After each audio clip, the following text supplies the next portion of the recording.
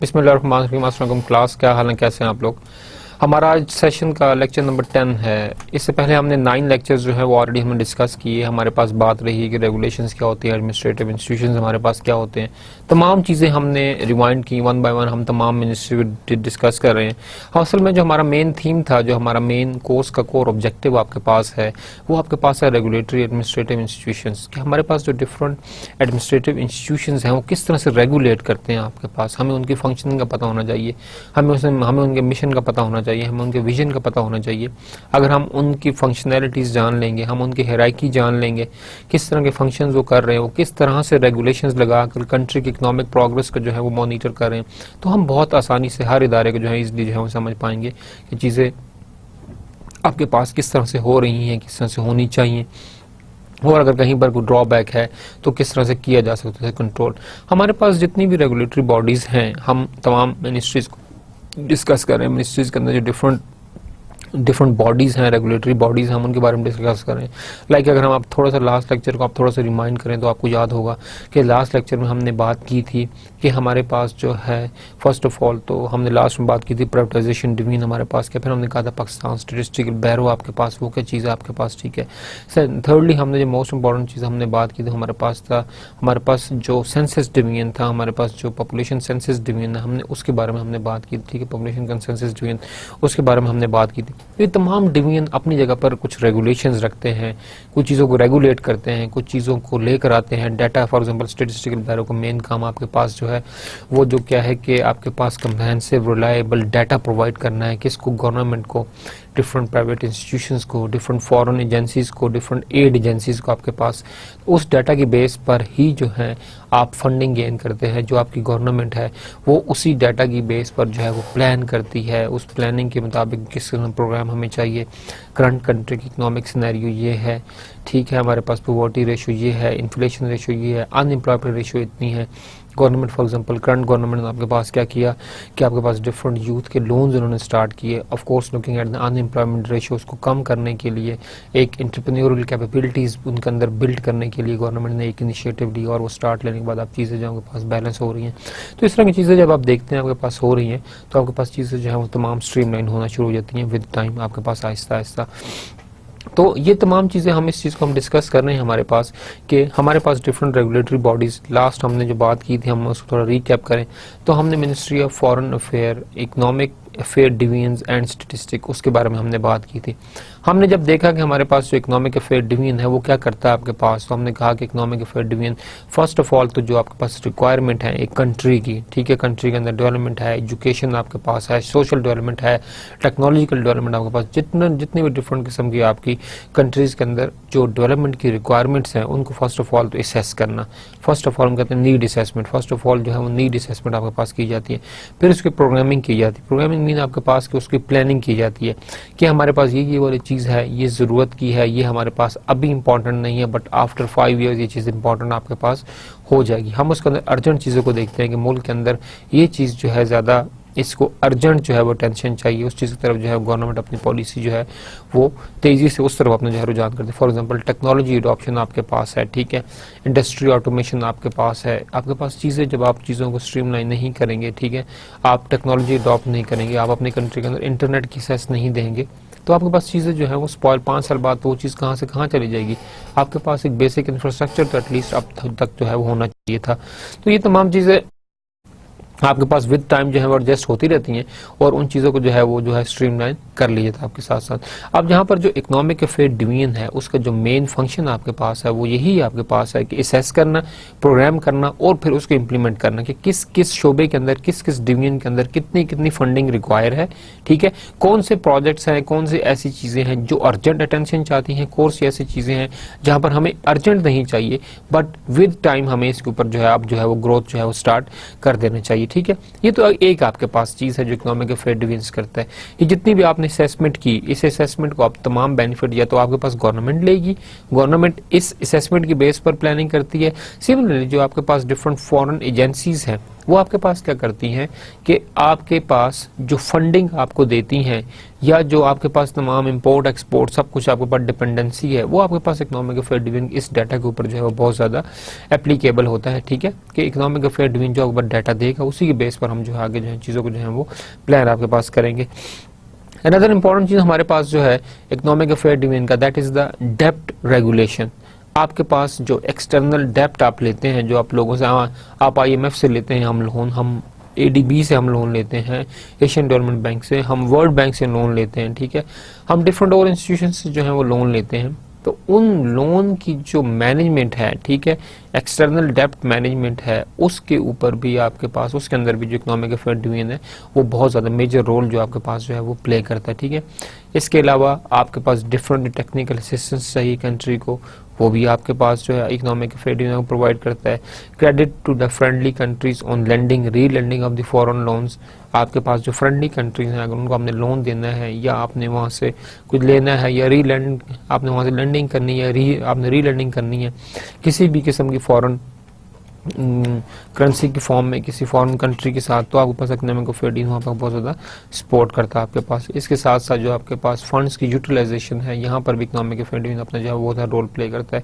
Economic जो आपके पास affair division है, इसके अगर हम मेन फंक्शंस को देखें तो आपके पास मेन फंक्शन इसका फर्स्ट ऑफ ऑल जो टेक्निकल असिस्टेंस प्रोवाइड करना to the foreign countries about किस चीज़ के बारे में, आपकी कंट्री के अंदर जो डिफरेंट इकोनॉमिक डेवलपमेंट इंडिकेटर्स हैं उसके बारे में उनको जो है वो असेसमेंट प्रोवाइड करना। फॉर एग्जांपल फॉरेन कंट्रीज के अंदर से जितना भी आप लोन लेते हैं उस लोन की जो मैनेजमेंट है, उस लोन को कहाँ पर लगाना है, जब वो फंड यूटिलाइज हो जाएंगे जो आपने लोन लिया तो उसके तमाम के तमाम प्रोग्रेस रिपोर्ट जो है वो डेवलपमेंट एजेंसीज को भेजना, अगेन आपके पास जो है ये तमाम के तमाम इकोनॉमिक अफेयर डिवीजन जो है वो इसको आपके पास डील करता है।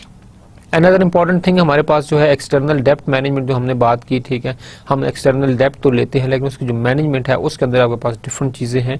फॉर एग्जांपल आपके पास authorization of the remittance for all external डेप्ट सर्विसेज, आपके पास कंपाइलेशन है, अकाउंटिंग है, एनालिसिस ऑफ इकोनॉमिक असिस्टेंस है from the foreign government and the organization. ये तमाम के तमाम जो डिफरेंट चीज़ें आपके पास है, रेमिटेंस को आपके पास ऑथोराइज करना, आपके पास कंपाइलेशन करना, accounting and then analysis of that economic assistance, ये तमाम के तमाम चीजें आपके पास जो है वो एक्सटर्नल डेप्ट के अंदर जो है वो आपके पास आती हैं। अनदर इंपॉर्टेंट जो हमारे पास चीज है वो हमारे पास है renew and appraisal of international and regional economic trends and the impact on the national economy. This is the most important thing हमारे पास। हमने अपने लास्ट सेशन में भी हमने बात की थी कि आपके पास why we should reinvent the, कि हम अपनी नई चीज क्यों हम एक करें, we have to reinvent the wheel. हम री इन्वेंट क्यों करें व्हील को? एक चीज हो रही है किसी डेवलपिंग कंट्रीज में, किसी डेवलप्ड कंट्रीज में एक चीज हुई है और वो सक्सेस स्टोरी रही और वहां पर उससे सस्टेनेबल डेवलपमेंट हुई, उससे आपको नजर आया कि इकोनॉमिक ग्रोथ हुई है, तो why not we should adopt that practices. हम उस प्रैक्टिस को क्यों ना अडॉप्ट करें, ठीक है। हम बनिस्बत अपनी एक नई चीज लाएं, अपनी एक नई लॉजिक लड़ाएं और उस नई लॉजिक से हम एक नई चीज जो है हम एक बनाएं और उसके रिजल्ट्स क्या होंगे वी आर स्टिल अनफोर्सीन, मतलब हमें नहीं पता कि क्या रिजल्ट्स होंगे, बट एक चीज के ऑलरेडी रिजल्ट आए हुए हैं तो हम क्यों ना जो है हम उन रिजल्ट्स को जो है हम उनको लेकर चलें और हम उनके साथ चीजों को हम क्या करें, उनको हम जो है वो अपनी चीजों को करें। तो ये चीज भी इकोनॉमिक अफेयर डिवीजन जो है वो इस चीज को मॉनिटर करता है और वो देखता है कि आपके पास कौन कौन से ऐसे सक्सेस स्टोरीज हैं, कौन कौन से ऐसे एक्टिविटीज हैं, कौन कौन से ऐसे प्रोग्राम्स हैं या प्लान्स हैं, अगर उनको हम यहाँ पर इंप्लीमेंट करें अपनी कंट्री के अंदर तो उससे आपको जो है वो बेनिफिट होगा। That is called the monitoring of the environment, not only the internal environment as well as the external environment. External countries जो फॉरेन कंट्रीज है वहां से बेस्ट प्रैक्टिसेस को अपनी कंट्री में लाना, उनको यहाँ पर इंप्लीमेंट करना और उनसे जो है वो कम्युनिटी को जो है अपने वो बेनिफिट करना, ये भी आपके पास इकोनॉमिक अफेयर डिवीजन की is one of the prime job हमारे पास है।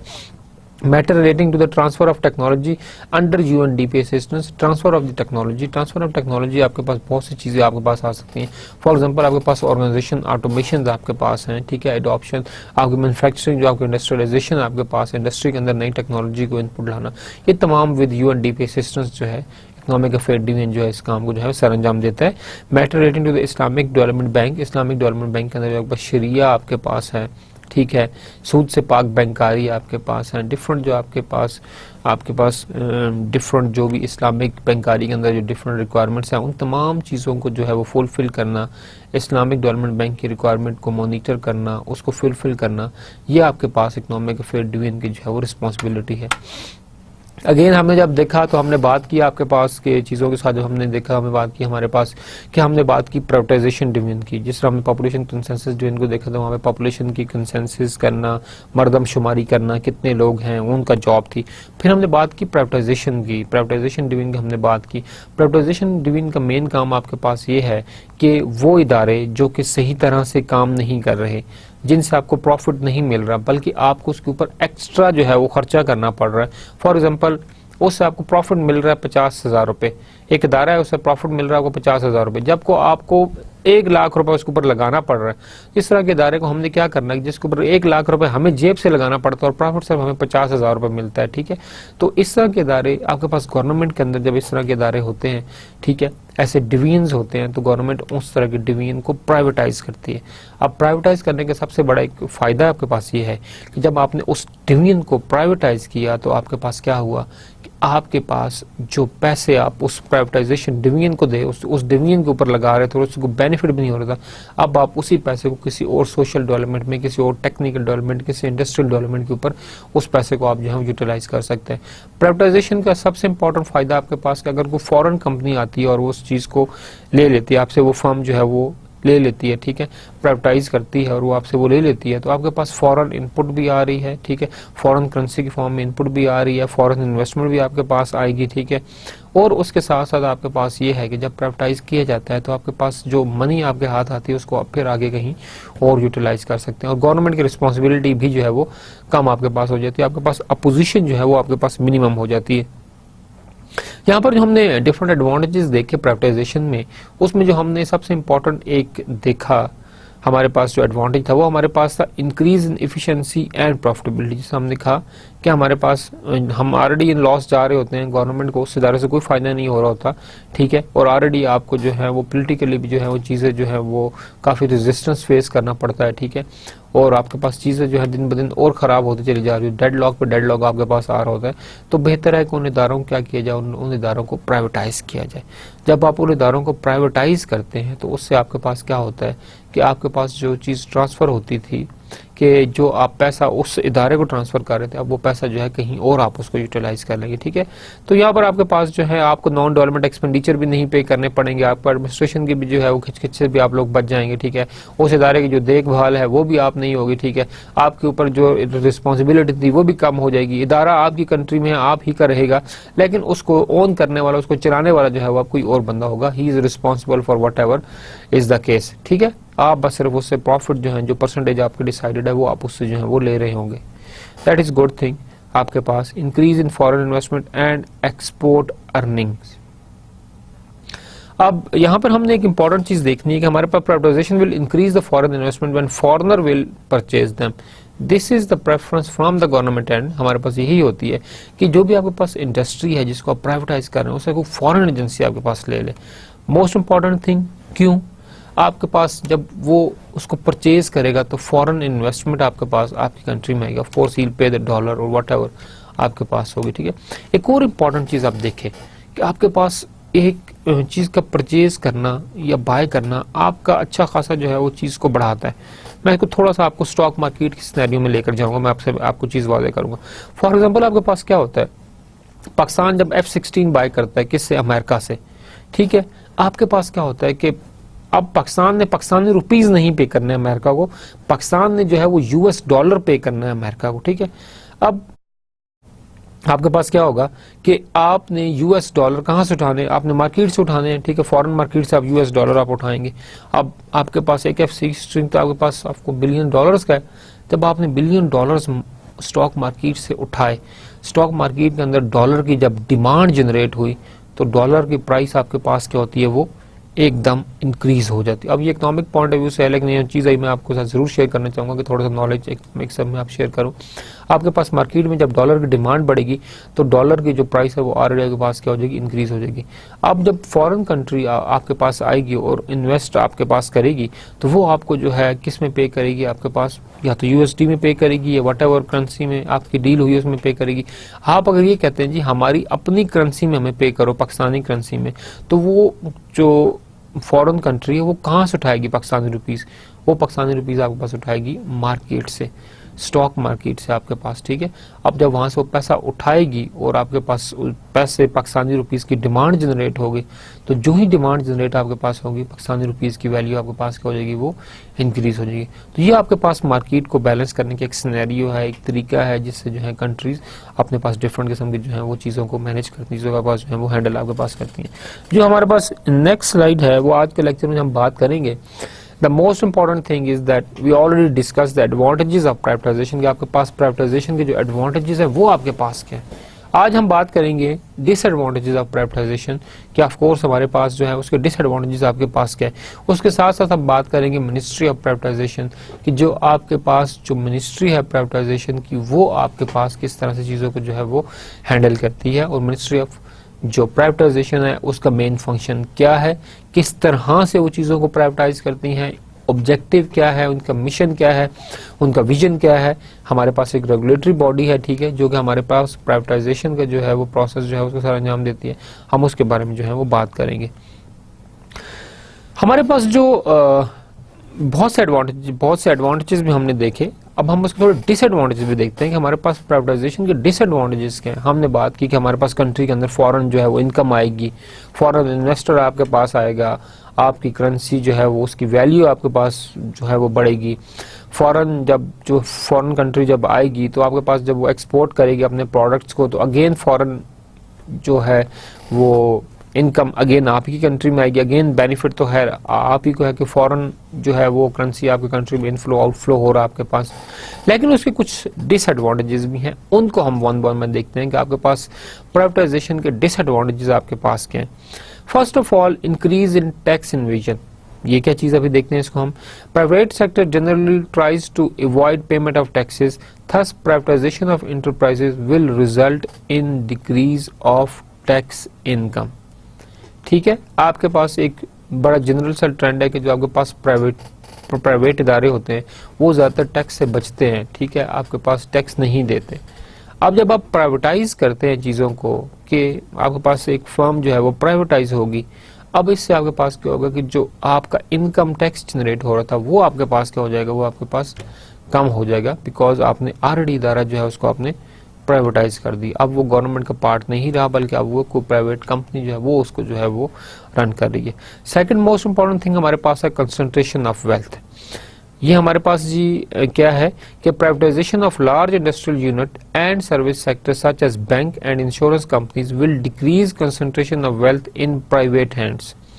आपके पास क्या होगा, फॉर एग्जांपल आप स्टील मिल को ले लें, अगर हम उसको प्राइवेटाइज करते हैं तो एक बहुत बड़ा अमाउंट जो कि कंट्री का था, जो कि गवर्नमेंट की इन हैंड थी वो सारी की सारी चीज, अब वो आपका नहीं रहा, बल्कि वो तमाम वेल्थ की जो कंसंट्रेशन है वो एक प्राइवेट इंस्टीट्यूशन के हाथ में चली गई।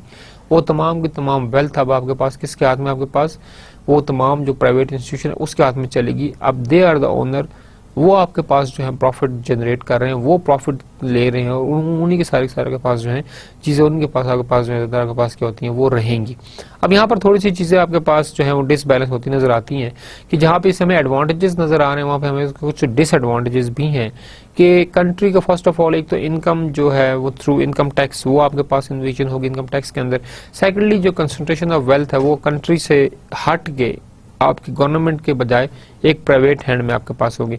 It mean only rich people will reap the fruit of industrialization and society will be divided between haves and have nots.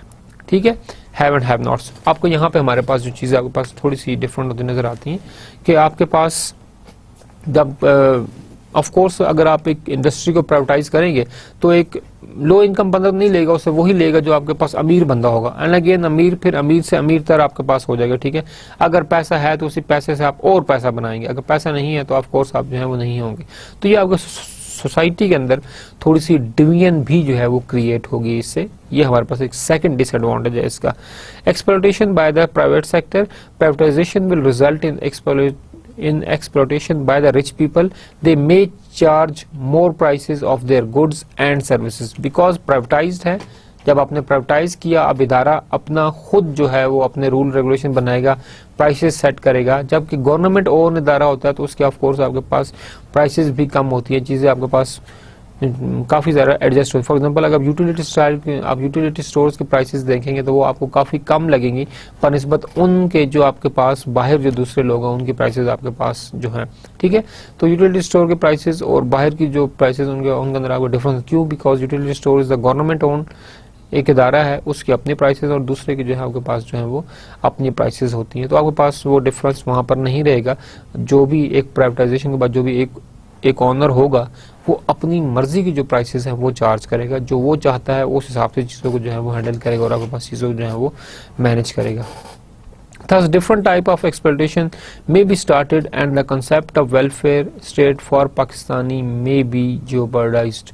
ठीक है, तो जो हम वेलफेयर सोसाइटी की बात करते हैं मे भी वो आपके पास फिर थोड़ा सा आपके पास जो है वो शेकी नज़र आता है कि यहाँ पर जो आपने प्राइवेटाइजेशन की उससे जो मेन बेनिफिट आपका लिया वो तो जो अमीर लोग थे उन लोगों ने लिया, ठीक है। तमाम की तमाम वेल्थ जो है उन्हीं के हाथ में गई। अब वो अपनी मर्जी से प्राइसेस भी कंट्रोल करेंगे, चीज़ों को भी कंट्रोल करेंगे और आपके पास चीज़ें जो है वो एक्सप्लॉइट आपके पास होती नज़र आती हैं। यहाँ पर national security endangered, telecommunication, civil aviation, for example airlines and railway, if privatized then it would be a security risk for the country। आप किसी भी कंट्री की नेशनल डेवलपमेंट को देखें, टेलीकॉम आपके पास सेक्टर है वो आपके पास कंट्रीब्यूट करता है, आपके जो रेलवे है वो कंट्रीब्यूट करता है, ठीक है, जो भी आपका ट्रांसपोर्टेशन नेटवर्क है वो, या आपके जो एयर बसेज आपके पास फॉर एग्जाम्पल एरोप्लेन जो आपके पास सिविल एविएशन है वो आपके पास कंट्रीब्यूट करता है। अगर इनमें से कोई भी इदारा आप जो है उसको प्राइवेटाइज करते हैं, railway network mean you are just something, आपने पूरे के पूरे मुल्क के अंदर जो है जो रेलवे नेटवर्क है उसको आपने किसी ऐसी फॉरेन कंपनी को दिया and now they have the access to all the points आपकी कंट्री के अंदर, ठीक है। आपके पास एक एयरलाइन आपने दिया, अगेन आप कंट्रोल जो है कंट्री का आप उनको दे रहे हैं। सिविल एविएशन फॉर एग्जांपल आपके पास आप उनको प्राइवेटाइज कर रहे हैं।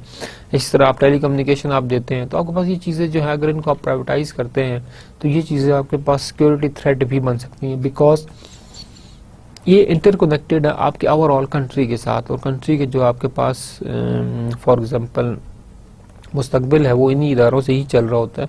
और जो तमाम इम्पॉर्टेंट इंफॉर्मेशन है, फॉर एग्जांपल सिविल एविएशन का आप इदारा ले लें, ठीक है, तमाम आपके बेसिस जो हैं, तमाम जो आपके पास डिफरेंट अड्डे हैं, ठिकाने हैं, वो ऑलरेडी अगर प्राइवेटाइज कर देंगे तो आपके पास ओवरऑल इन्फॉर्मेशन को आपने एक ओपन कर दिया, तो वो चीज़ें फिर आपके पास एक सिक्योरिटी थ्रेट बन जाएगी, ठीक है। प्राइवेटाइज के जहाँ हमने बेनिफिट देखे वहाँ पर अगर आप इन इम्पोर्टेंट इदारों को प्राइवेटाइज करेंगे तो ये आपके पास एक प्रॉब्लमेटिक चीज़ होगी जो आपके पास नहीं होनी चाहिए।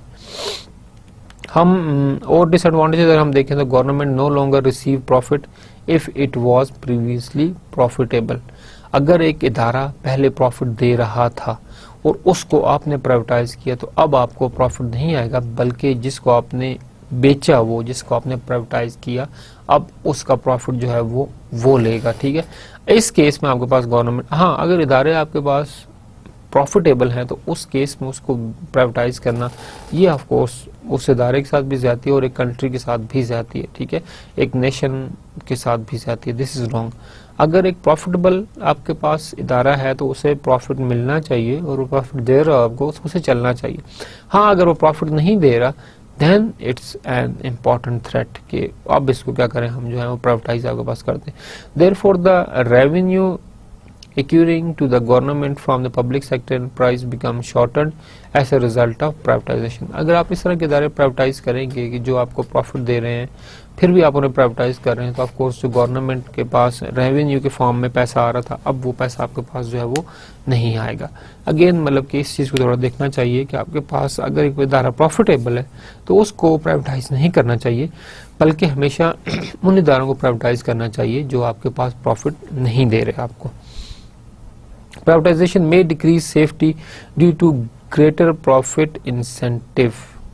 आपके पास प्रॉफिट जो है प्राइवेटाइजेशन में decrease safety due to greater profit incentive, मतलब आप जो प्रॉफिट इंसेंटिव्स है वो आपको ज़्यादा मिल रहे हैं फॉर एग्जांपल, बट आपकी जो सेफ्टी है वो इंडेंजर्ड हो जाएगी। फॉर एग्जांपल हमने बात की सिविल एविएशन की, आपने उसे प्राइवेटाइज किया, प्राइवेटाइज जब आपने किया तो आपके पास जी इतना हम प्रॉफिट देंगे ईयरली, अब वो प्रॉफिट तो आपको नज़र आ रहा है but may be the security of the country is endangered, तो वहाँ पे प्रॉब्लम्स आपके पास आ सकते हैं।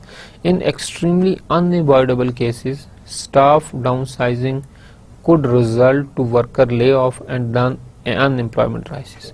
फॉर एग्जांपल इसके अंदर आप पीटीसीएल का एग्जांपल ले लें, पीटीसीएल ने जब अपने पास डाउन साइज किया, ठीक है, या मतलब उन्होंने प्राइवेटाइज किया और एतिसलात ने उस चीज़ को लिया आपके पास, तो उस वक्त आपके पास बहुत सारी डाउन साइजिंग हुई, बहुत सारी एम्प्लॉयमेंट ले ऑफ आपके पास हुआ, लोगों को जो है वो निकाला गया कंपनी से, ठीक है। इस केस के अंदर आपके पास जो क्या हुआ कि एम्प्लॉय मोरल जो है वो काफ़ी ज़्यादा लो हुआ, जो निकले वो तो निकाले गए लेकिन जो काम कर रहे थे उनके जहन में भी ये बात आ गई कि आज ये निकले हैं कल हमारी बारी है, ठीक है। तो उस केस में आपके पास अनसस्टेनेबिलिटी या बिल्कुल ही एक अनकमिटेड से एनवायरनमेंट जो है ऑर्गेनाइजेशन के अंदर आपके पास जो है वो हो जाता है, ठीक है। In extremely unavoidable cases staff downsizing could result to the worker lay off and then unemployment rises, ठीक है। Second, this emptily result to more crimes and social vices because an idle hand is a devil workshop। जब आपके पास एक खाली हाथ होगा या खाली दिमाग जो होता है वो शैतान का आपके पास क्या होता है, वो घर होता है, ठीक है। तो आपके पास जब वर्क नहीं होगा करने को तो आपके पास सही बात है कि उस दिमाग को जो है गलत यूज़ किया जाएगा और वो आपके पास पॉजिटिव तरफ कम होगा और नेगेटिव जो है वो एक्ट जो है वो ज़्यादा जो है वो उस तरफ जाएगा। वो प्राइसेस में actually rise if the service was previously subsidized by the government। आपके पास this is a common experience after a successful privatization process। This become imperative in a bid to provide qualitative services, improve efficiency and profitability। Prices may actually rise if the service was previously subsidized by the government, ठीक है। आपके पास prices बढ़ सकती हैं, for example आपके पास पहले subsidy दी थी government ने, ठीक है, लेकिन अब जब आपने उस इदारे को प्राइवेटाइज कर दिया तो अब जो प्राइवेटाइज इदारा है वो डिसाइड करेगा कि प्राइस क्या होनी चाहिए, क्योंकि अब गवर्नमेंट जो है उस चीज़ को कंट्रोल नहीं कर रही, बल्कि जो आपके पास प्राइवेट बॉडी है जिसको आपने वो इदारे को आपने सेल किया है सब्सिडी, ठीक है, अब वो डिसाइड करेगी that whether we should retain this subsidy या हम इस सब्सिडी को जो है इससे आगे जो हम जो है वो बढ़ाएं, ठीक है। तो आपके पास चीज़ें जो हैं थोड़ी सी डिफरेंट हो जाएंगी। This is a common experience after a successful privatisation process. ये एक सक्सेसफुल प्राइवेटाइजेशन आपके पास जो प्रोसेस उसके बाद ये एक कॉमन एक्सपीरियंस है। This become imperative in a bid to provide qualitative services, improve efficiency and profitability. This is another हमारे पास थोड़े से इसके हैं। हम थोड़े से और डिसएडवांटेजेस अगर हम देखें हमारे पास के ऐसा लग रहा है जैसे हमारे पास प्राइवेटाइजेशन के बेनिफिट्स कम है और डिसएडवांटेजेस इसके जो है हमारे पास ज़्यादा हैं। ऐसा नहीं है, दोनों बैलेंस ही हैं, but depend on the situation. अगर आपके पास एक इदारा है वो आपको लॉस पे लॉस दे रहा है तो ऐसे इदारे को रखना भी एक जो है वो बेवकूफ़ी है, ठीक है, कि आप उसके ऊपर एक एक्स्ट्रा इन्वेस्टमेंट दे रहे हैं बनिस्बत कि आप वो इन्वेस्टमेंट उसके ऊपर लगाएं, उस इदारे के ऊपर लगाएं। उस इन्वेस्टमेंट को आप कहीं और अगर लगाते तो आप ज़्यादा जो है ईजिली और पॉजिटिवली चीज़ों को जो है वो कंट्रीब्यूट कर पाते, ठीक है। जबकि यहाँ पर अब चीज़ें ऐसी आपके पास नहीं है, ठीक है। यहाँ पर आपके पास अब क्या है कि आपके पास वो इदारे जो काम नहीं कर रहे थे आपने उन्हें जो है वो ले ऑफ किया, उनसे आपने जान छुड़ाई, उनको आपने प्राइवेटाइज किया और जो पहले आप उन इदारों पर पैसा लगा रहे थे उसको अब जो है वो आप सोशल डेवलपमेंट के ऊपर आप लगा रहे हैं, टेक्निकल डेवलपमेंट के ऊपर, एजुकेशन रिफॉर्म्स के ऊपर लगा रहे हैं। तो दैट इज़ गुड, गवर्नमेंट को ऐसा स्टेप लेना चाहिए। लेकिन यहाँ पर यह बात गलत होगी कि आपके पास एक इदारा प्रॉफिट दे रहा है और प्रॉफिट देने के बावजूद आप उसे जो है वो क्या कर रहे हैं, उसे आप जो है वो प्राइवेटाइज कर रहे हैं। This thing is again not in the favour of the government, because जो प्रॉफिट आप ले रहे थे आप अब उस प्रॉफिट के भी आप जो है वो हकदार नहीं रहे। अब जो वो प्राइवेटाइज करने के बाद इदारा है वो प्रॉफिट उसके पास आपके पास जाएगा। हम कुछ और इसके डिसएडवांटेजेस देखते हैं। For example privatization alone may not lead to better quality और cost reduction in the public service delivery. सिर्फ प्राइवेटाइजेशन ही ऐसा एक एक्ट नहीं है कि जिससे आपके पास जो है क्वालिटी ऑफ लाइफ इंप्रूव होगी या पब्लिक सर्विस डिलीवरी जो है वो आपके पास इन्हांस होगी। आप सिर्फ इस एक चीज़ को माइंड में आप ना रखेंगे, सिर्फ ये एक चीज़ आपके पास होगी, ऐसा नहीं है, ठीक है। बहुत सी और चीज़ें भी हैं जो कंट्रीब्यूट करती हैं towards the quality of life and improvement in the public service delivery. हमारे पास ये चीज़ें जो है वो आपके पास मैटर करती हैं बहुत ज़्यादा। The standard economic measures use to make privatization decision fail to accurately assess the real cost and benefits of the care. ठीक है, जो आपके पास standard economic measures for example हमारे पास जो भी हैं, जो कि हमारे प्राइवेटाइजेशन से पहले जो हैं वो ली जाती हैं, प्राइवेटाइजेशन कंपनीज पहले जो आपको ली जाती हैं, अगर वो एक स्टैंडर्ड वर्जन नहीं है और वो प्रॉपरली आपके पास जो है फेल हो जाती हैं और एक्यूरेटली असेस नहीं करती चीज़ों को, तो फिर शायद आपके पास चीज़ें वैसी ना हो जैसे कि आप उसको जो है वो सोच रहे हैं। ठीक है, a major concern to the organized labour is the impact of privatization on the job security and employment. जो एक इम्पॉर्टेंट हमने चीज़ देखनी है, जिससे हम पीटीसीएल की एग्जांपल आपके पास लें कि आपके पास जब ले ऑफ हुआ, जब डाउन साइजिंग आपके पास हुई, उसके बाद फिर आपके पास प्राइवेटाइजेशन एहतसालात ने उसको लिया आपके पास, तो काफ़ी से लोगों को उसमें से निकाला गया आपके पास। अब जब लोगों आपके पास निकले तो आपका क्या ख्याल है कि आपके पास 100 में से आपने 50 बंदा जो है वो आपने निकाल दिया, जो 50 रह गया उनकी जॉब सिक्योरिटी क्या होगी? आर दे सिक्योर और नॉट? वो अपने इंटरनली अनसिक्योर फील करेंगे कि आज वो निकाले गए, कल शायद हमें निकाल दिया जाएगा। तो वो जो उनकी कमिटमेंट है काम के साथ, जो उनकी जॉब सिक्योरिटी है, वो लो होगी। ठीक है, और वो उस तरह से पॉजिटिवली जो है वो कंट्रीब्यूट नहीं कर पाएंगे आपके साथ। ठीक है, तो इस तरह से बेनिफिट तो नजर आता है कि प्राइवेटाइज किया तो गवर्नमेंट को बेनिफिट हुआ जी, अब वो इदारा जो प्रॉफिट नहीं दे रहा था अब वो प्रॉफिटेबल बनना शुरू हो गया। This is one thing, but important thing is that जो लोग वहां पे काम कर रहे हैं उनकी जॉब सिक्योरिटी है, ठीक है, उनकी जो लेवल ऑफ कमिटमेंट है, उनका जो जॉब सेटिस्फैक्शन लेवल है, वो आपके पास क्या होगा? वो आपके पास डिक्रीज आपके पास होगा।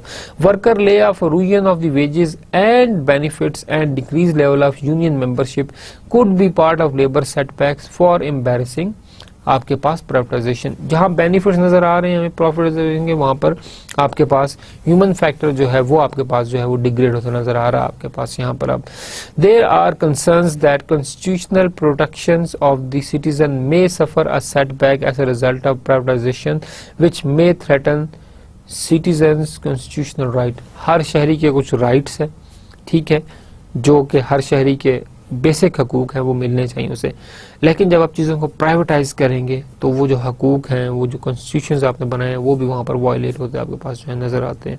One of the main disadvantages is that the privatize company will no longer operate in the public interest. अब वो अपने इंटरेस्ट में करेंगी। ठीक है, फॉर एग्जाम्पल पीटीसीएल एक कौमी इदारा था, पहले वो पब्लिक इंटरेस्ट में काम करते थे, बट आफ्टर प्राइवेटाइजेशन जो कंपनी है वो उसको अपने हिसाब से देखेगी। ठीक है, और वो ऑफ कोर्स आपके पास क्या होगा कि वो अपने इंटरेस्ट को पहले देखेंगे, कस्टमर के इंटरेस्ट को जो है वो बाद में देखा जाएगा। तो ये एक थोड़ा सा फैक्टर है कि गवर्नमेंट हमेशा जो है वो कस्टमर एंड पे सोचती है, बिकॉज उन्हीं के टैक्सेस से गुजारा चल रहा होता है और वो कस्टमर सर्विस डिलीवरी भी ज़्यादा जो है फोकस रहता है। जबकि इस केस में सर्विस डिलीवरी आपके पास थोड़ा सा जो है वो प्रॉब्लमेटिक हो जाएगा, क्योंकि जो कंपनी जिसने वो खरीदा है वो अपने प्रॉफिट मार्जिन को मैक्सिमाइज करना चाहेगी, और उस केस में आपके पास जो कस्टमर है वो आपके पास जो है वो जो है इग्नोर होगा आपके पास यहाँ पर। While a state-owned company primarily आपके पास serve the citizen of the state, the primary goal of a privately operated companies is to make profit। इस तरह भी हमने बात की कि जो कंपनी है, प्राइवेट ओन्ड कंपनीज हैं, their main concern is the profit maximization and not to serve the citizen, because जो state owned हमारे पास इदारे हैं वो उनका मेन पर्पज आपके पास सर्विसेज देना है, सिटीजन को ओन करना है, जबकि ये इदारे जो प्राइवेट ओन होते हैं इनका मेन पर्पज आपके पास प्रॉफिट को जो है वो मैक्सिमाइज आपके पास करना होता है।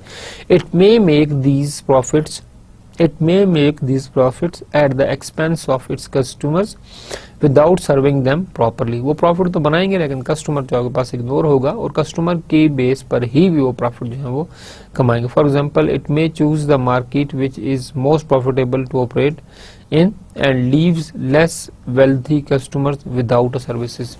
आपके पास अब प्राइवेट कंपनी है, वट एवर दे डू, वो सिर्फ उन लोगों को सर्विसेज दे जो कि आपके पास क्या करते हैं कि अमीर लोग हैं, जो कि बेस्ट आपके पास है, उनको सर्विसेज देते हैं। और जो लोग जो है वो सर्विसेज नहीं आपके पास ले रहे, ठीक है, अब आप अफोर्ड ही नहीं कर सकते, आप वो सर्विसेज क्यों लेंगे? ठीक है, जब आप अफोर्ड करेंगे तो आप सर्विसेज लेंगे, जब आप अफोर्ड नहीं कर सकते तो आप सर्विसेज नहीं लेंगे।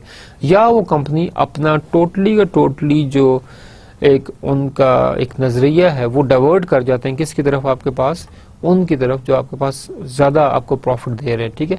सेक्टर्स होते हैं, डिफरेंट सेगमेंट्स होते हैं, आपको एक सेगमेंट से ज़्यादा प्रॉफिट मिल रहा है तो आपके पास कंपनी क्या करेगी, वो अपना ज़्यादा फोकस उस तरफ कर देगी जहाँ पर उसको प्रॉफिट ज़्यादा मिल रहा है, और अपना फोकस उस तरफ से कम कर देगी जहाँ से उसको प्रॉफिट आपके पास क्या मिल रहा है, उसको प्रॉफिट जो है वो कम मिल रहा है आपके पास। तो ये चीज़ें आपके पास थोड़ी सी जो है वो डिसबैलेंस यहाँ से होती नज़र आती हैं कि आपके पास चीज़ें जो है वो डिसबैलेंस हो जाएंगी कि यहाँ पर हमारे पास चीज़ें उस तरह से नहीं है जिस तरह की आपके पास उस तरफ से होनी चाहिए थी। यहाँ से हमने बात की आपके पास डिसएडवांटेजेस, ये आपके पास डिसएडवांटेजेस हैं कुछ प्राइवेटाइजेशन के। ऑफ कोर्स बेनिफिट्स हैं, गवर्नमेंट के एंड के ऊपर बेनिफिट्स भी हैं, बट आपके पास जहाँ कुछ बेनिफिट्स हैं वहाँ पर आपके पास जो है वो आपके पास कुछ फैक्टर्स ऐसे होते हैं जिनके ऊपर जो है कंप्रोमाइज़ करना पड़ता है। गवर्नमेंट मोस्टली इस तरह डिसीजन तभी लेगी जब आपके पास एक कंपनी बिल्कुल ही प्रॉफिट ना दे रही हो आपके पास, और कंपनी के ऊपर वो गवर्नमेंट जो है वो एक्स्ट्रा जो तमाम कंपनी के डेफिसिट्स हैं वो बार बार कंपनी गवर्नमेंट को पे करने पड़ रहे हैं। तो इस तरह केस में जब गवर्नमेंट फिर जो अपनी जो है वो जान छुड़ाती है इस तरह कंपनी से, और वो मतलब कि उसको प्राइवेटाइज करती है। हमारे पास जो मेन इदारा जो कि तमाम प्राइवेटाइजेशन डिवीजन हमने बात की, now we have a proper ministry of privatization जो कि आपके पास क्या करती है, चीज़ों को प्राइवेटाइज करती है। और इस मिनिस्ट्री का मेन फंक्शन आपके पास यही है कि जो अपने पास अपने कंट्री का जो बेनिफिट है उसको जो है ऊपर से जो है कंपनी के अपने पास जो इकोनॉमिक वेलफेयर उसको जो है वो इन्हांस किया जाए आपके पास। हम प्राइवेटाइजेशन के जो मेन ऑब्जेक्टिव्स हैं, जो मेन इसके आपके पास ऑब्जेक्टिव्स हैं, हम उनको देखते हैं। आपके पास जो फर्स्ट ऑब्जेक्टिव आपके पास है, to improve the operational efficiency and overall performance of the entities propose to be privatized and to promote competition. पहला जो इनका पेस हमारे पास ये है आपके पास कि आपने ऑपरेशनल एफिशिएंसी कि जो वो काम कर रहे हैं, ऑपरेशनल हमारे पास क्या होता है कि आपके पास जो आप ऑपरेट कर रहे हैं चीज़ों को, ठीक है। फॉर एग्जांपल आपकी मैन्युफैक्चरिंग इंडस्ट्री के अंदर जो मशीनरी आपके पास है, स्किल्ड लेबर आपके पास है, that is your operational efficiency, ठीक है। एक तो उनकी ऑपरेशनल एफिशिएंसी को जो है वो इन्हांस करना और ओवरऑल परफॉर्मेंस जो है उसको जो है वो बढ़ाना, ये दोनों चीज़ें आपके पास बहुत ज़्यादा जो है इंपॉर्टेंट हैं, ठीक है। ओवरऑल परफॉर्मेंस आपके पास तब ही बढ़ेगी जब आप जो है ऑपरेशनल एफिशिएंसी उसको जो आप जो है वो इन्हांस करेंगे। ऑपरेशनल एफिशिएंसी बढ़ेगी तो ओवरऑल परफॉर्मेंस आपकी खुद बहुत जो है वो बढ़ेगी। बट हमने बात की उन एंटिटीज़ की जिनको आप प्राइवेटाइज किया है and promote the competition. Privatisation का मेन पर्पस ही हमारे पास यही होता है कि हमने क्या करना है कि हमने अपने पास जो कंपटीशन है उसको हमने इन्हांस करना है, ठीक है। मोनोपोली को हमने ख़त्म करना है, ठीक है। जो आपके पास मोनोपोलिस्टिक मार्केट्स होती हैं वहाँ पे कंट्रोल ओवरऑल एक ही ऑर्गेनाइजेशन के पास होता है, वो अपनी मर्जी के रेट सेट करते हैं, अपनी मर्जी के चार्जेस लेते हैं। जब आप चीज़ों को प्राइवेटाइज करते हैं तो वहाँ पर आपके पास कंपटीशन की वजह से आपके पास जो ओवरऑल कॉस्ट है वो रिड्यूस होती है, ठीक है। तो यहाँ पर चीज़ें जो है वो थोड़ी सी डिफरेंट हैं, उस एंड उनका एंड जो है आपके पास जो है वो थोड़ा सा डिफरेंट है। सेकंड जो इसका मेन ऑब्जेक्टिव है आपके पास मिनिस्ट्री ऑफ प्राइवेटाइजेशन का, to reduce the financial burden imposed upon the government by public enterprises and to release resources for utilization on alternate urgent requirements such as those of the social sector and the development of physical and technological infrastructure, thereby accelerating the pace of industrialization। आपके पास अगर एक इदारा काम नहीं कर रहा, उस एक इदारे की वजह से आपकी बहुत सारी दूसरी डेवलपमेंट जो है वो भी आपके पास डिस्टर्ब होगी। फॉर एग्जांपल एक कंट्री की जो मेन ग्रोथ है, जो मेन डेवलपमेंट है वो है इंडस्ट्रियलाइजेशन को इम्प्रूव करना, इंडस्ट्रियलाइजेशन को इन्हांस करना आपके पास, ठीक है। अगर आपके पास इंडस्ट्रियलाइजेशन ही जो है वो प्रॉपरली नहीं होगी, इनपुट नहीं होगी, वो इन्हांस नहीं होगी, तो आपके पास चीज़ें जो है शायद उस तरह से मैनेजेबल जो है वो आपके पास ना हो, ठीक है। तो वहाँ पर आपके पास चीज़ें जो है थोड़ा सा उस तरह से डिस्टॉर्टेड होंगी, आपके पास जो है वो सही क्लियर इमेज आपके पास नहीं देंगी। तो गवर्नमेंट आपके पास क्या करती है कि वो इदारे जो कि प्रॉफिट नहीं दे रहे, ठीक है, और वो एक बर्डन है गवर्नमेंट के ऊपर, क्योंकि जो आपने कॉस्ट लगानी थी कहाँ पर कि आपने सोशल सेक्टर डेवलपमेंट के ऊपर, टेक्नोलॉजिकल डेवलपमेंट, जो आपने इंडस्ट्रियल डेवलपमेंट के ऊपर लगानी थी, वो आप खाम एक ऐसे इदारे के ऊपर लगा रहे हैं जो ना आपको प्रॉफिट दे रहा है बल्कि उसका ईयरली डेफिसिट जो आपके पास जो है वो इंक्रीज कर रहा है, ठीक है। तो इस तरह के इदारे को जो है प्राइवेटाइज करना आपके पास जरूरी है। अब जो प्राइवेटाइजेशन डिवीजन है वो इस तरह के इदारों को आइडेंटिफाई भी करता है। आपके पास जो डिफरेंट स्टेटिस्टिक्स आपके पास आती हैं वो पता चल रहा था आपको कि ये जो इदारा है इसकी प्रोग्रेस क्या है, वेदर हमें इसको जो है वो सपोर्ट करना चाहिए या हमें अब इस इदारे को हमें जो है वो प्राइवेटाइज कर देना चाहिए। तो ये दोनों चीज़ें आपके पास जो साइड बाय साइड देखना ज़रूरी है कि आप किस चीज़ के ऊपर ज़्यादा फोकस कर रहे हैं और किस चीज़ के ऊपर आप जो है वो कंप्रोमाइज़ आपके पास कर रहे हैं।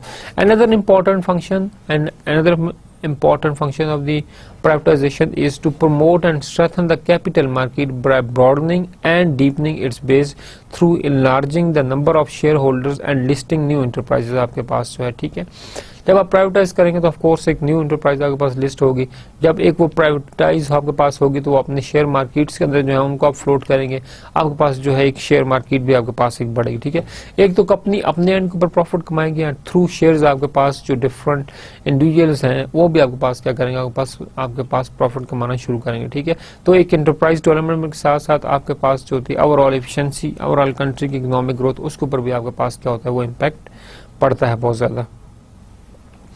आपके पास जो मिनिस्ट्री ऑफ प्राइवेटाइजेशन है, इनका जो मेन स्ट्रेटेजिक प्लान है उसमें जो इम्पोर्टेंट चीज है वो हमारे पास फर्स्ट इम्पोर्टेंट चीज आपके पास ये है, safeguard the interest of the consumer by formulating and regulating framework prior to the disventure, particularly in case of utilities.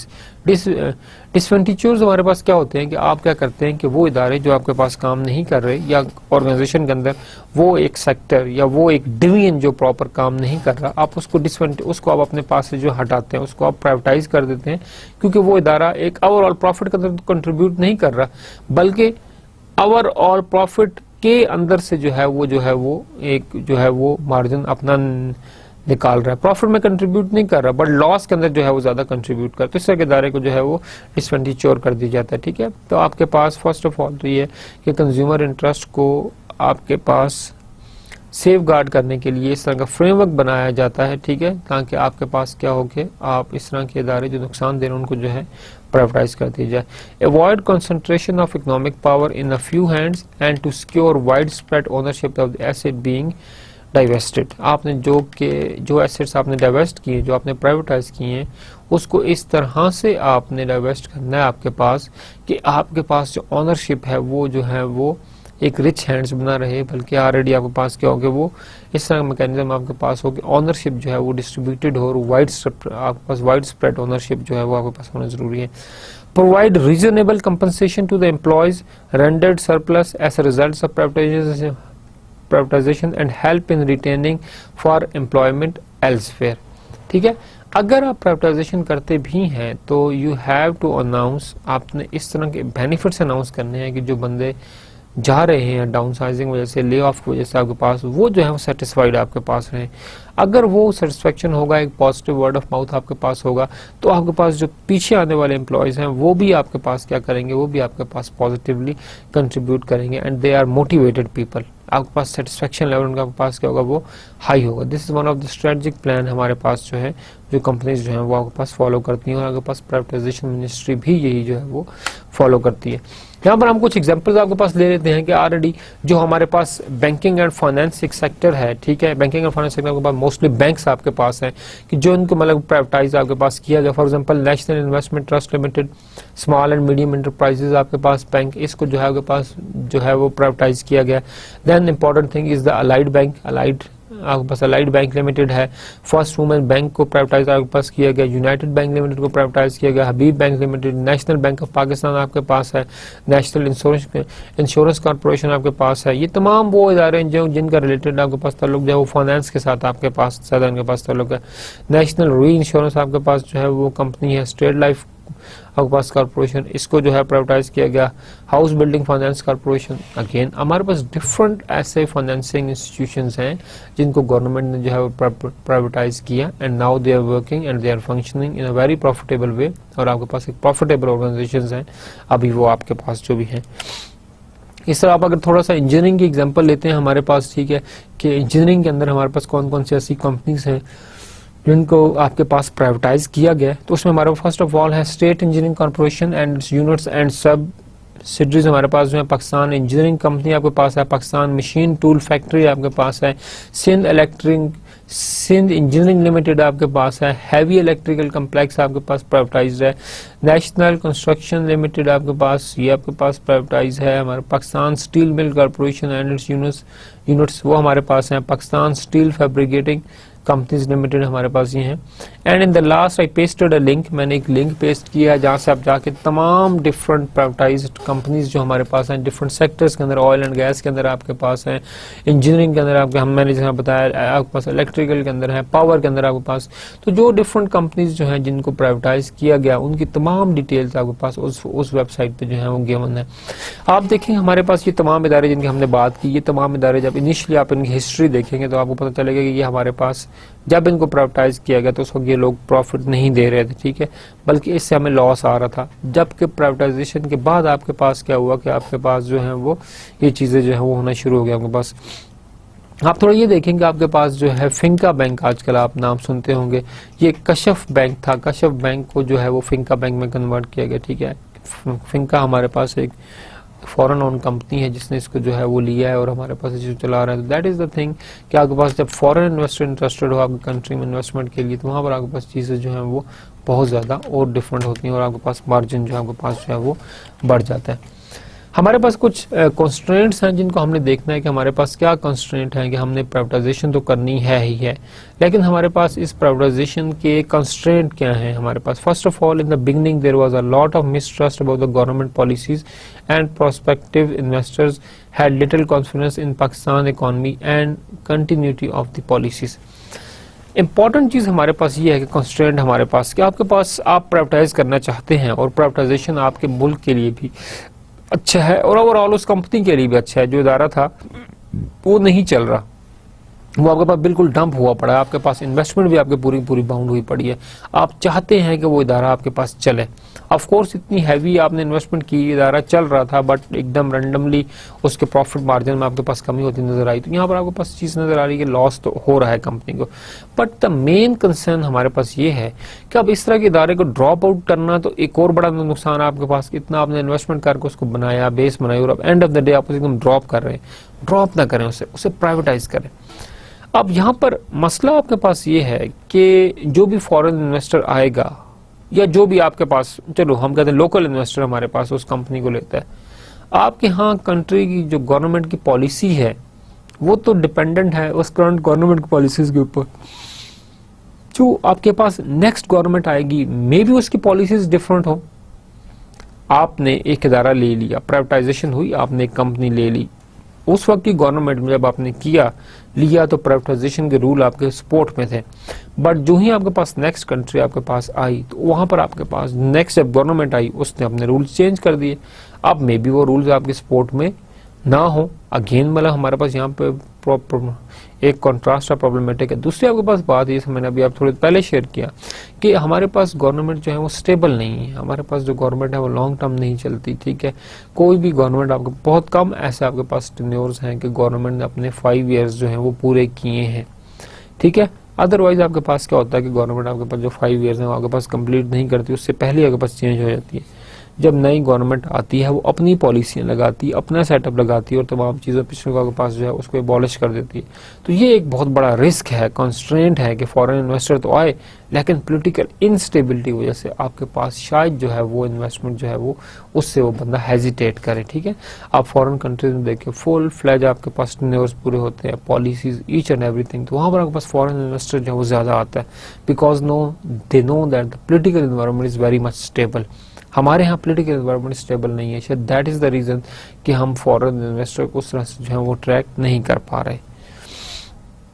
Much of the criticism vanished when people witnessed continuously of the policies and bipartisan, ठीक है, support to the principle of the liberalization, deregulation and privatization। ये हमारे पास और हमारे पास जो है वो डिसएडवांटेजेस हैं, ये हमारे पास जो है वो constraints हमारे पास हैं। हमारे पास substantial progress has been made to accelerate the pace of privatization by overcoming resistance from the vested interest and negative market sentiments। आप जब भी प्राइवेटाइजेशन की बात करेंगे आपके पास सपोर्ट करने वाले लोग बहुत ज़्यादा कम होंगे, ठीक है। आपके पास ज़्यादा जो है वो नेगेटिव, आपके पास word of mouth and this that आपके पास ज़्यादा आपके पास फैलेगा। बट आपके पास अब चीज़ें जो है थोड़ी सी बेहतर है, लोग समझने लग जाएंगे आपके पास प्राइवेटाइजेशन क्या बेनिफिट्स हैं, प्राइवेटाइजेशन क्यों होनी चाहिए और इससे एक कंट्री की जो है क्या बेनिफिट आपके पास जो है वो मिल सकता है या क्या बेनिफिट आपको जो है वो हो सकता है इसके अंदर। तो ये कुछ आपके पास कॉन्स्ट्रेंट्स हैं जिनको हमें देखना पड़ता है और करना पड़ता है हमारे पास, ठीक है, जहाँ पे गवर्नमेंट एक प्रॉफिट देख रही होती है, बट उसके साथ साथ आपके पास जो आपके पास कंट्री की सिक्योरिटी है उसको भी आपको जो है वो ध्यान में रखना पड़ता है। तो ये हमारे पास दो कॉन्स्ट्रेंट थे। इसके अलावा हम देखते हैं हमारे notwithstanding the above, the government is taking further measures to overcome the following constraints, ठीक है, in the implementation of the privatization policy and to future improve the transparency. हमारे पास जो हमारे पास एक फ्रेमवर्क बनाया गया है कि अगर आपने प्राइवेटाइज करना है तो these are the guidelines, these are the measures, आपने इस फ्रेमवर्क को जो है फॉलो करना है। इस फ्रेमवर्क को फॉलो करते हुए आपने जो है वो प्राइवेटाइजेशन के प्रोसेस को जो है वो इनकरेज करना है। बट जो आपके पास करंट गवर्नमेंट है उसने प्राइवेटाइजेशन के प्रोसेस को और भी जो है वो इनहांस किया है और आपके पास डिफरेंट पॉलिसी मेजर्स ली जा रही हैं कि जिस वजह से आपके पास जो आपके पास प्राइवेटाइजेशन का प्रोसेस है, जो फ्रेमवर्क है, वो और स्मूथ तरीके से जो है फंक्शनिंग जो आपके पास जो है वो कर सके। आपके पास जो मेन स्टेप्स आपके पास लिए जा रहे हैं, perception, issue and lake of understanding about the privatisation process.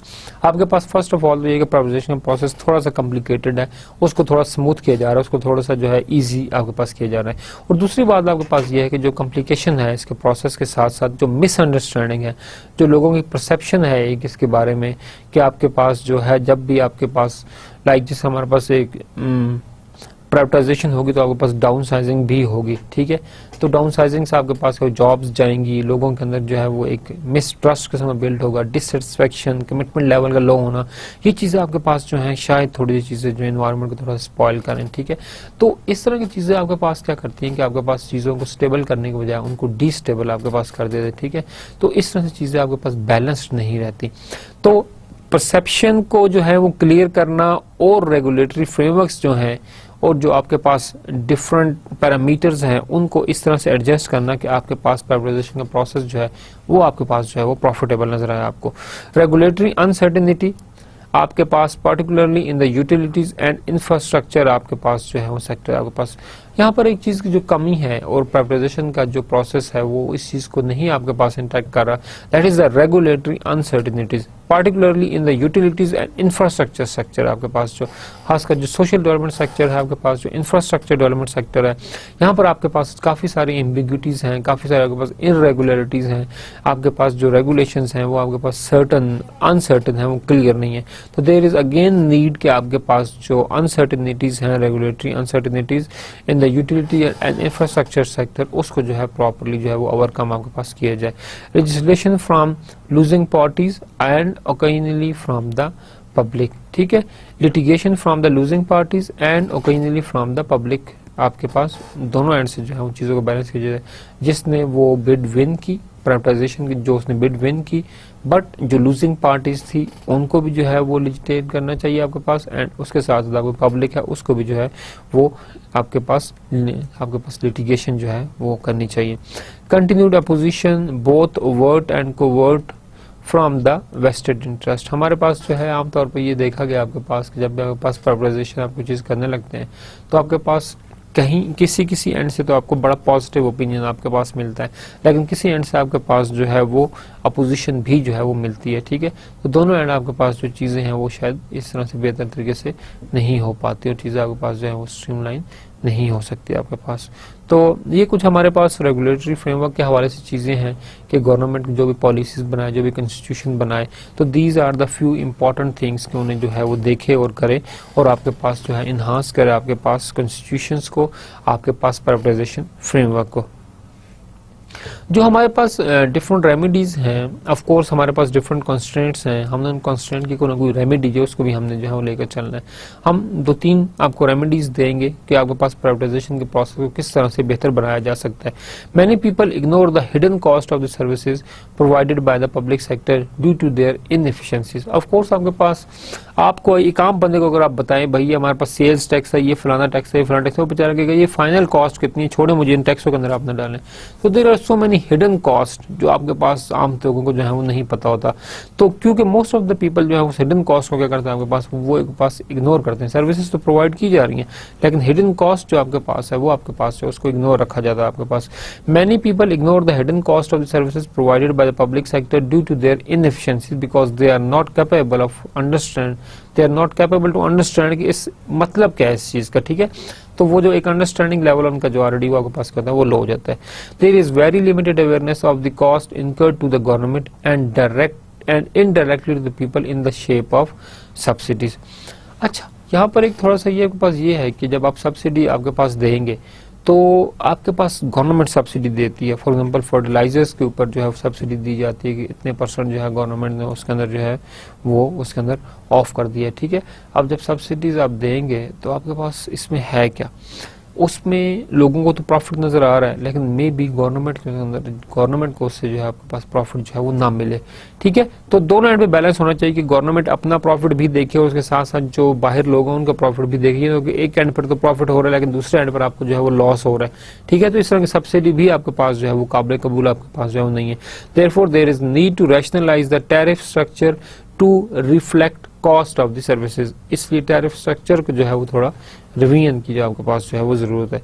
Resistance of vested interests has subsided to a large extent, but whenever an entity is bought on the privatization agenda, the interest groups benefiting from its continued national ownership starts their tactics to resist हमारे पास privatization।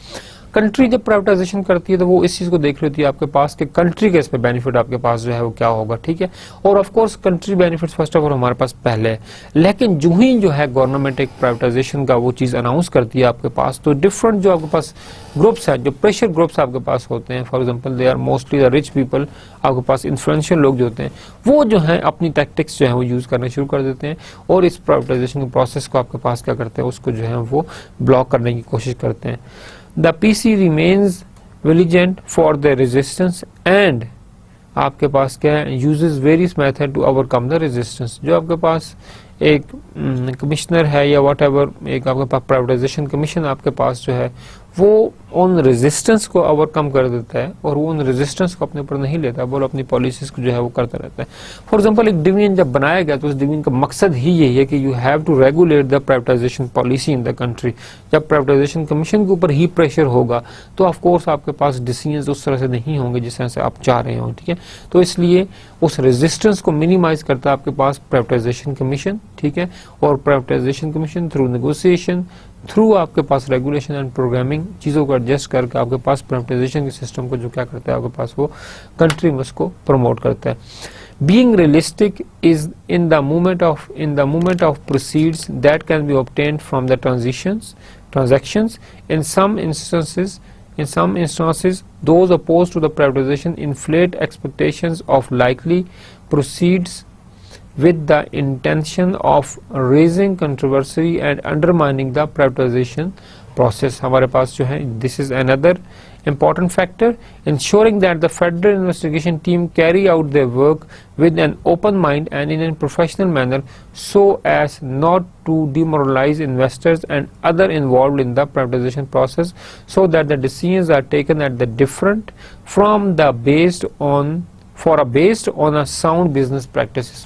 आपके पास जो भी decision ले, weather आप जो है privatisation division के दायरे हैं या जो भी आपके पास एक जो बिजनेस है जिसको परचेज करना चाहते हैं वो उसको लेना चाहते हैं, दोनों जो हैं आपके पास जो दोनों एंटिटीज हैं वो एक ओपन माइंड के साथ चीजों को क्या करें, उनको एक्सप्लोर करें और उनको जो है यूटिलाइज करें। जब आपके पास एक दोनों ओपन माइंड के साथ आपके पास चीजें शेयर करेंगे, आपके पास देखें एक इन्फॉर्मेशन शेयरिंग का प्रोसेस है। प्राइवेटाइजेशन डिवीजन अपने एंड के ऊपर चीजों को क्लियरिफाई कर रहा होता है कि दिस इज द थिंग, इस चीज को अगर आप ऐसे करेंगे तो आपके पास इस सेंस हो जाएगा, ठीक है। जबकि आपके पास दूसरा क्लाइंट एंड है, जो कंज्यूमर एंड है आपके पास, ठीक है, जो ट्रेडिंग एंड हमारे पास है, वो अपनी उन चीजों को जो है यूटिलाइज कर रहा होता है। अब यहाँ पर आपके पास इशू ये है कि अगर दोनों ग्रुप्स के दरमियान में सिंक्रोनाइजेशन आपके पास होगी तो इन्फॉर्मेशन आपके पास जो शेयरिंग का प्रोसेस है वो आपके पास ज्यादा इफेक्टिव और ज्यादा आपके पास बेहतर जो है वो आपके पास हो सकेगा। अब यहाँ पर एक चीज को जरूर ऑब्जर्व करें कि जो आपके पास इन्फॉर्मेशन शेयरिंग का प्रोसेस है, this is not a one way process. Information sharing आपके पास हमेशा 2 वे प्रोसेस होता है, ठीक है। जब आप इन्फॉर्मेशन किसी को देंगे तो आप वहां से इन्फॉर्मेशन जो है वो लेंगे भी, ठीक है। दोनों एंड से आपने क्या करनी है कि आपने इन्फॉर्मेशन जो है वो आपने लेनी भी है और इन्फॉर्मेशन जो है वो आपने देनी भी है, ठीक है। तो दोनों एंड से जब आपके पास इन्फॉर्मेशन आएगी तो आपके पास डिसीजन मेकिंग पावर जो है वो आपके पास बढ़ जाएगी। आपके पास आप सिर्फ अगर इन्फॉर्मेशन दे रहे हैं और वहां से इन्फॉर्मेशन ले नहीं रहे, दिस इज इन्फॉर्मेशन आपने तो वहां पे इम्पोज कर दी, ठीक है, हम इन्फॉर्मेशन इम्पोज नहीं करना चाहते, बल्कि हम ये चाहते हैं कि हम जो इन्फॉर्मेशन दे रहे हैं फिर हम वहां से जो है वो सुने भी। This practice is very much important in the social development sector, ठीक है, क्योंकि आप जब अपनी बात को इम्पोज करेंगे तो शायद सोशल डेवलपमेंट ना हो सके। सोशल डेवलपमेंट आपके पास इसलिए ज़रूरी है, वहाँ पर इंफॉर्मेशन शेयरिंग का जो कंसेप्ट है कि आप उनसे इंफॉर्मेशन लें, दे better know what they needed, उनको अपनी ज़रूरतों के बारे में आपसे ज़्यादा अच्छी तरह से पता है, इसलिए आप उनकी बात को जो है वो ज़्यादा मानें। ठीक है, यहाँ पर हम यही बात कर रहे हैं कि हमारे पास जो भी आप बात कर रहे हैं, ठीक है, प्राइवेटाइजेशन कंपनीज हैं या जो भी इन्वेस्टर्स हैं, वो इंश्योर करें इस चीज़ को कि हमारे पास जो इन्वेस्टिगेटिंग टीम है वो अपना एक काम करें, बट ओपन माइंडेड के साथ करें, ठीक है, और चीज़ों को जो है स्ट्रीमलाइन करें और उसमें बेनिफिट देखें उस कंपनी का भी जो कि उस चीज़ को ले रही है, और साथ साथ आपके पास गवर्नमेंट का भी। Developing, structuring and timing capital market transitions in a manner that broaden, depends and strengthen the capital market in the Pakistan. So there is need to develop a structure, timely capital, हमारे पास timing capital market transition हमारे पास, इनका भी हमारे पास ज़रूरी है, ठीक है, ताकि आपके पास जितनी चीज़ें बैलेंस्ड होंगी, जितनी आपके पास चीज़ें स्ट्रीमलाइन होंगी, उतने ही आप अच्छे तरीके से चीज़ों को जो है वो कर पाएंगे।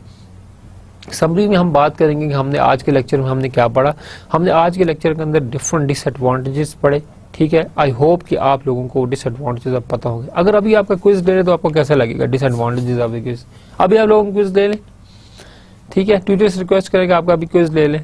चलें, खैर क्विज शायद आपको मिल जाएगा। आज आपका लेक्चर नंबर 10 था, तो आपके पास क्विज जो है वो 11-12 में है, बट वो ऑफ कोर्स प्राइवेटाइजेशन तो नहीं होगा, मैं नहीं बता सकता कि आपका क्विज क्या होगा, बट आपके पास इंशाल्लाह it will be good and wish you good luck for your first sessional. ठीक है, आपके पास क्विजेज हैं, असाइनमेंट्स हैं। असाइनमेंट्स को काइंडली आप प्रॉपर्ली देखिएगा। जब आप असाइनमेंट्स करने लगे तो आप अपने ट्यूटर से उसको 1 या 2 दफ़ा समझेंगे आपकी रिक्वायरमेंट क्या है।